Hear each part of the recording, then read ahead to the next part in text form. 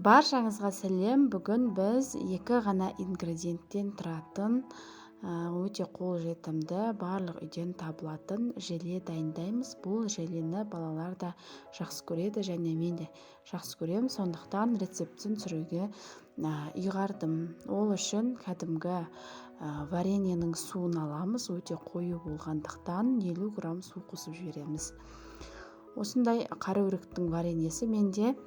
Одан кейін желатинімізді қосып, жақсылап бұқтырамыз. Ол бұғып, жақсылап араластыру керек, комочек болып қалмауы керек. Жақсылап араластырған соң осындай ол бұғады. Одан кейін газымызды жағып, оған желатинімізді, массамызды қойып, жақсылап ерітетін боламыз. Бір келгі болғанша жақсылап ергенше ертеміз. Оны қайнатпаймыз.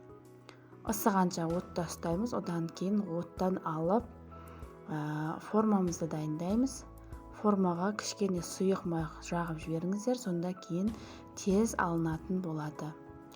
Осындай мұздың болмаса кәдімгі ыдысқа да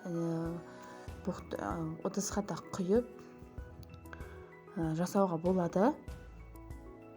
Мен қалғанын осы ыдыста қалдырдым.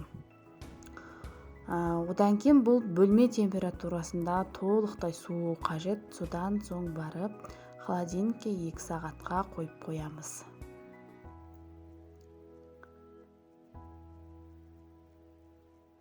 Желені жақсы көретіндер үшін таптырмайтын рецепт, өте оңай, өте керемет.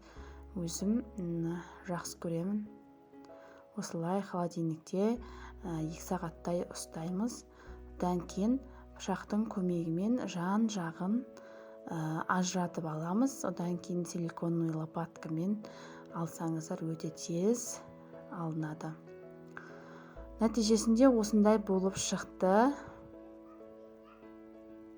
Жасап көріңіздер, балаларыңызға жасап беріңіздер. Сіздермен бірге болған Таңшолпан. Менің каналыма тіркеліп, лайк басып, комментарий қалдыруды ұмытпаңыз.